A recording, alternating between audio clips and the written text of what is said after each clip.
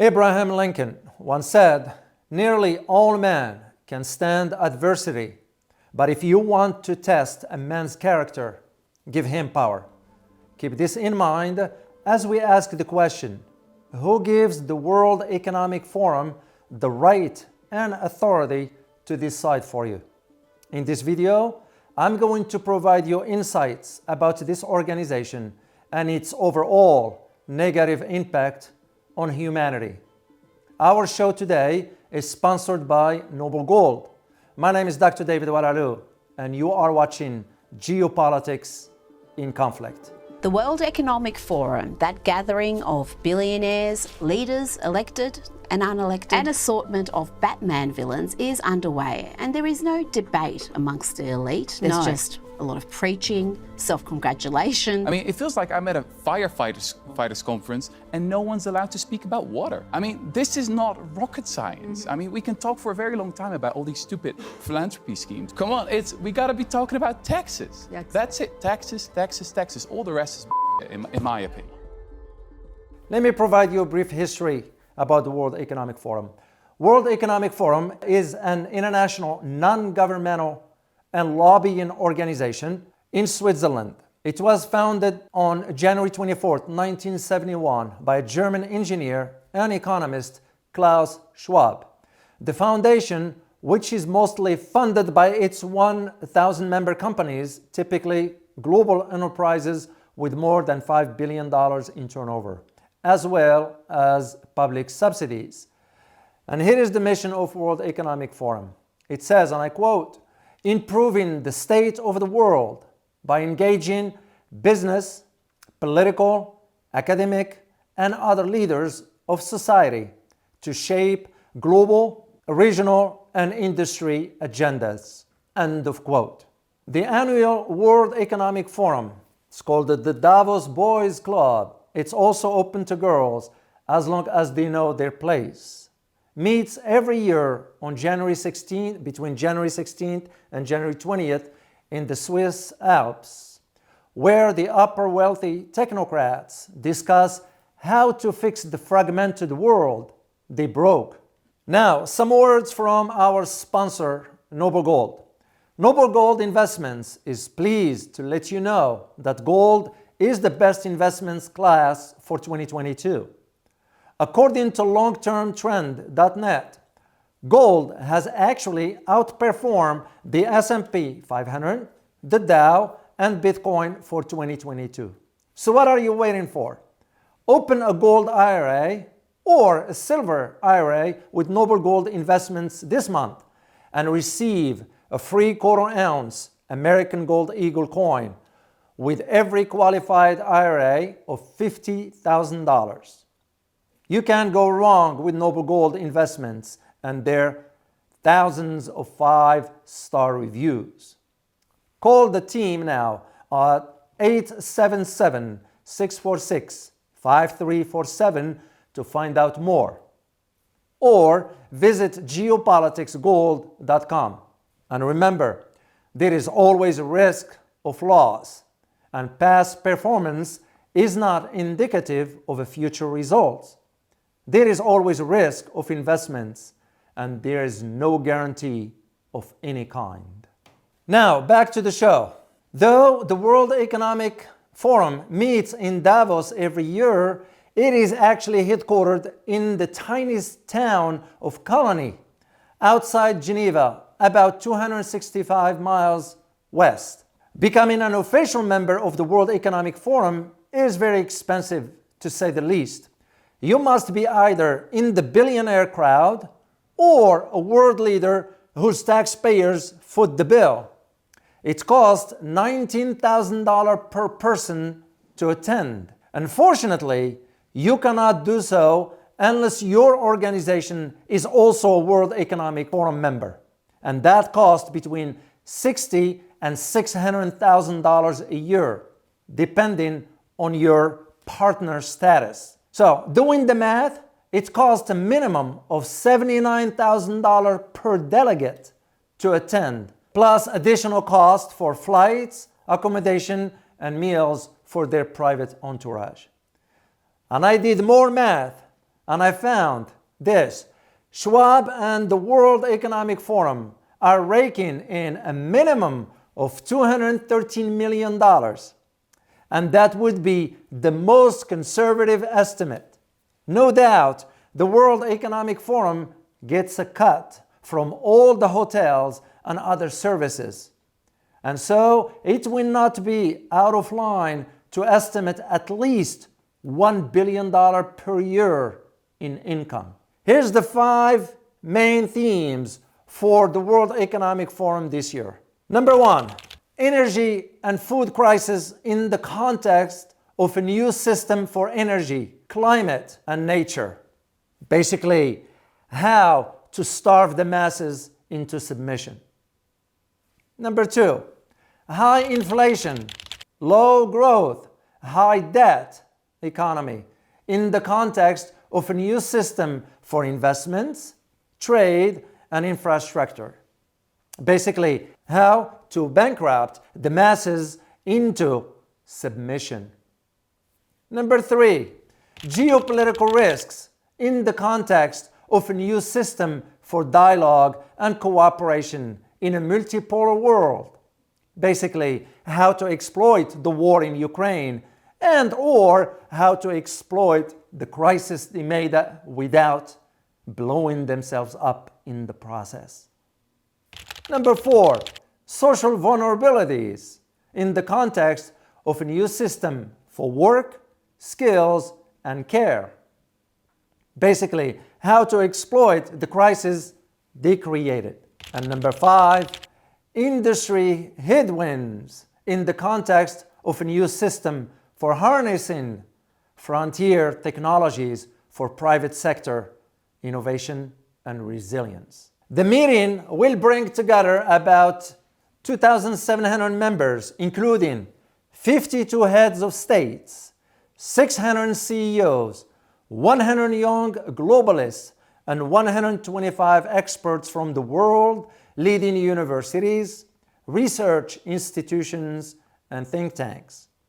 From the United States, the like of the FBI Director, Chris Wray, the CEOs of Amazon, BlackRock, and Pfizer, top officials at the Gates Foundation and in the Soros Network, and yes, the publisher of the New York Times, to name but a few. Special guest this year includes John Kerry, the Special Presidential Envoy for Climate of the U.S., Avril Haines, the U.S. Director of National Intelligence, Martin Welsh, Secretary of Labor of the U.S., Catherine Tai, U.S. Trade Representative, Cynthia Freeland, Deputy Prime Minister and Minister of Finance of Canada, Christine Lagarde, President of the European Central Bank, and Ukrainian President comedian Zelensky.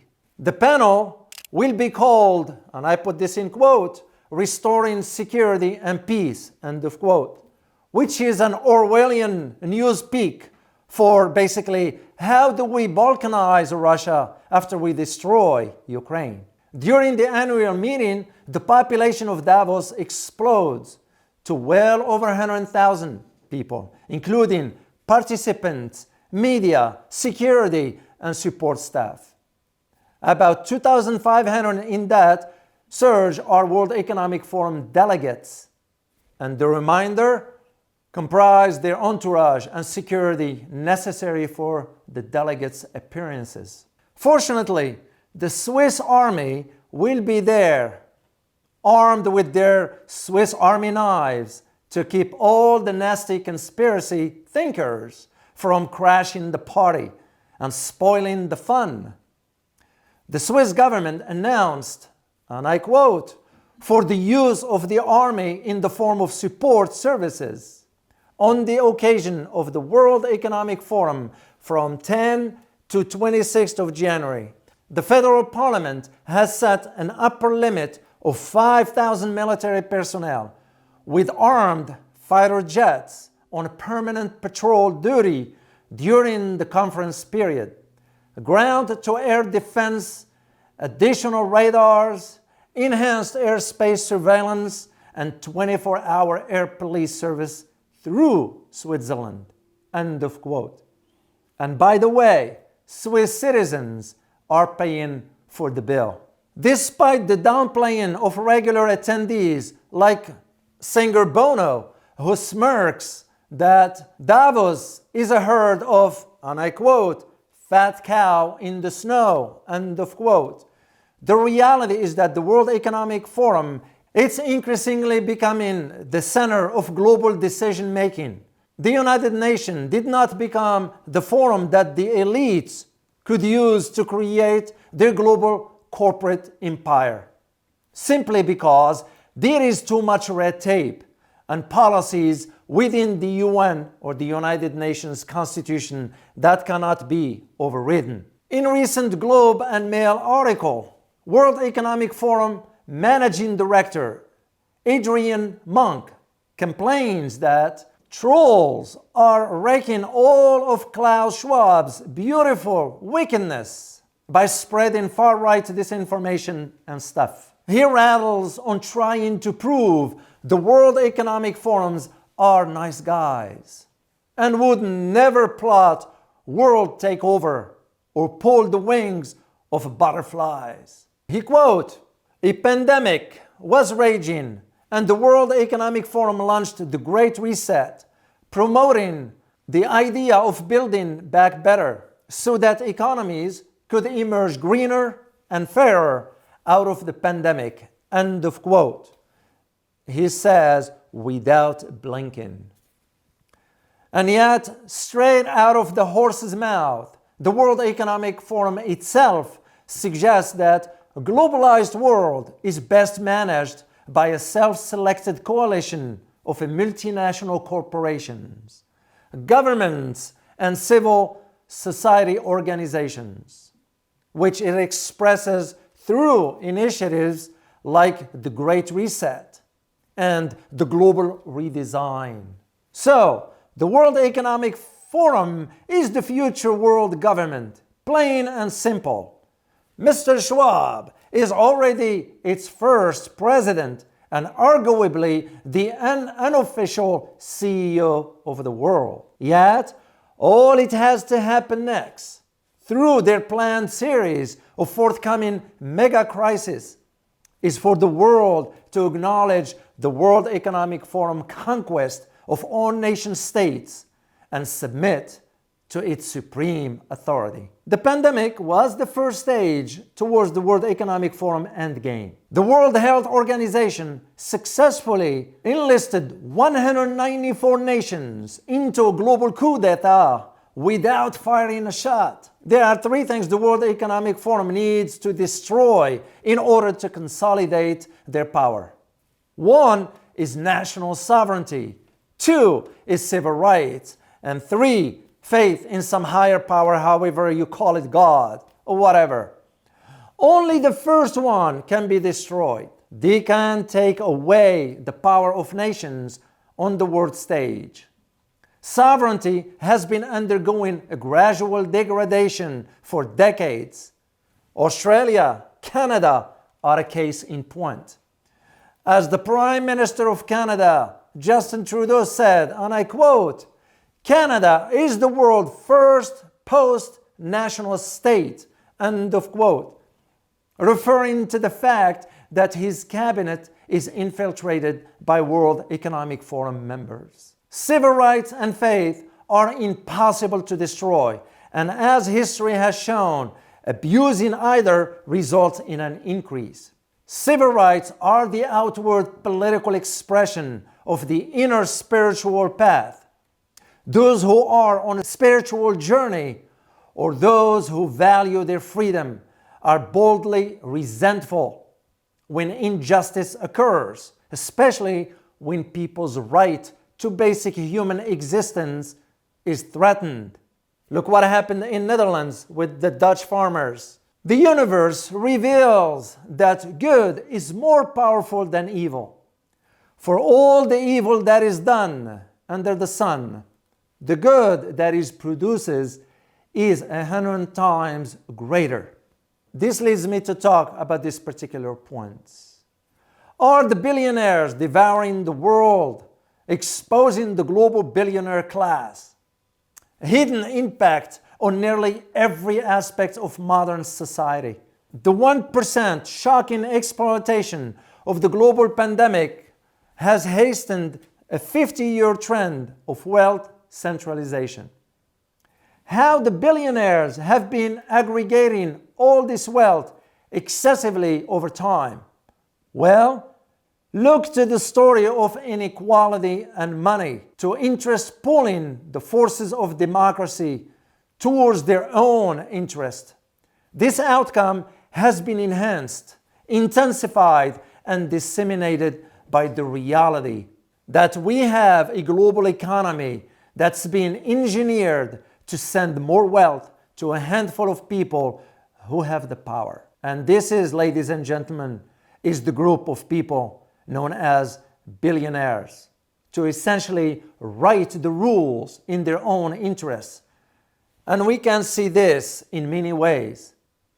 Allow me to share with you a few examples to put this within a much broader context. I'm going to provide you with examples. And by the way, there is a great book out there by Peter Goodman called Davos Man: How the Billionaires Devour the World. Example number one. Let's take Steve Schwarzman, CEO and founder of Blackstone, the world's largest private equity company, who in the run-up to the pandemic was sinking billions of dollars into the American healthcare system as part of a wave of the investor class, turning healthcare into a part of our life that is functioning like most other businesses. What you do not know is that the reduced capacity to jack up the prices, the same way your airline wants all the seats to be full, hospitals' rooms are supposedly to be full. That's how crises are managed. The government is useless and paralyzed. Example number two, Amazon. It's good that Amazon exists and it's easy to order things. There are ways in which the services, the products provided by these people who've gotten wealthy, providing them, are good and necessary. I am grateful for them, but I don't want to see them profiting through some backhanded ways or using those profits to push for government policies that A, harm the rest of us, and B, keep us trapped. Example number three, Mark Benioff. He is the CEO of Salesforce, a huge Silicon Valley tech company. In 2021, at the World Economic Forum gathering in Davos, he said, and I quote, "CEOs are the heroes of the pandemic," end of quote.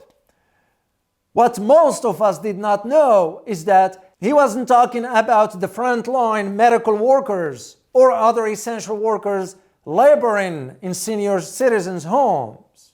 His statement is not a mistake. He was talking about financiers delivering credit to prevent bankruptcies. He specifically said, and I quote, "The government didn't save you. We saved you, not for profit, but to save the world," end of quote. That's not a gaffe. That's a worldview. What all these examples reveal, in your opinion? It suggests the billionaires class uses this kind of messianic posture to tell us, we've got this. You don't have to pay taxes. And guess what? Not paying taxes helps the billionaire more than anybody else. We will take care of your problems at a time when it's clear that our problems are being exacerbated by the way our economy is set up. It's not like I should be troubled that Jeff Bezos is making billions while his warehouse workers are not doing as well. Inequality is part of a capitalism. You know it, and I know it.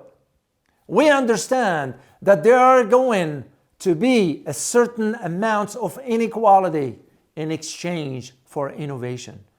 But the hard truth and reality is that we've accepted this absurd level of inequality while dismantling a lot of regulations that end up widening the gap.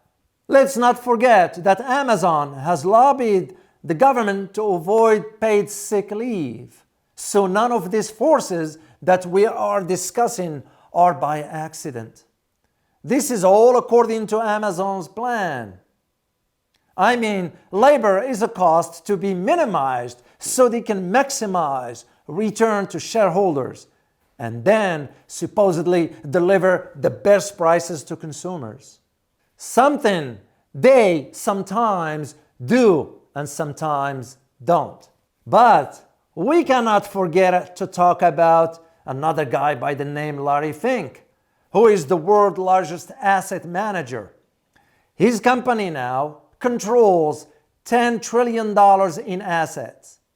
And yes, Larry's thinking goes like this. If companies don't get it right with climate change, if companies don't treat employees better, the market will deprive you of capital. It goes further to the point of threatening shareholders' votes. As a result, positioning himself as being on the right side of history, while he actually doesn't exercise his power most of the time on those votes. But you know quietly, Fink has spent the pandemic squeezing poor countries like Argentina to pay up on his bonds, cutting healthcare, cutting government programs in the middle of this public health disaster to pay up. That's the part of the record that Mr. Larry Fink does not care to talk about. So here is my conclusion for you. The seed of distractions is planted in every democratic or otherwise society because tyranny is ultimately suicidal for all involved. We can therefore stand firm and say in confidence, bring it on, Mr. Schwab, bring it on. As always, prepare yourself for challenging world order. Till next time. Bye-bye.